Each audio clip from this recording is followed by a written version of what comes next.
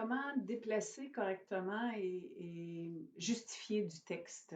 Alors là, je vous fais un zoom étendu que vous puissiez voir. Vous allez devoir créer justement ce cartouche-là euh, et le texte en fait qui est dans le cartouche. Donc, le texte, si on le sélectionne, vous voyez ici, il y a des poignées. On peut simplement prendre le texte et le déplacer par la poignée. On peut y dire aussi d'épée.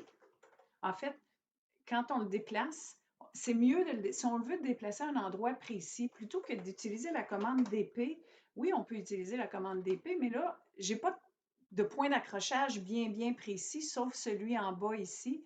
Ça peut être plus difficile. C'est là que on peut avoir plus de précision si je fais d'épée, si je sélectionne et déjà, je suis dans le mode je suis en point de déplacement.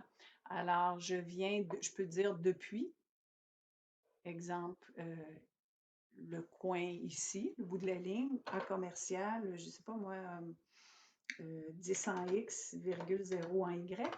Et voilà, il se déplace très spécifiquement. Si je fais un DIST, d'ici à là, je devrais avoir à peu près 10. Là, je devrais le voir que j'ai 10. Ça fait qu'on sait qu'il est exactement à 10.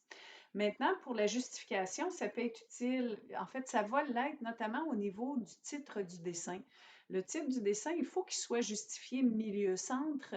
En fait, là, je vous le dis, ce n'est pas un texte, c'est ce qu'on appelle un attribut, mais un attribut, c'est un texte que l'on va rentrer éventuellement.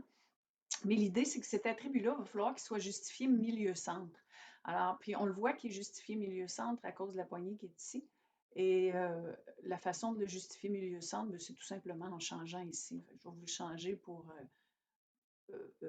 haut gauche, que vous puissiez voir. Mais voyez-vous qu'il me change à haut gauche et il se tasse à droite.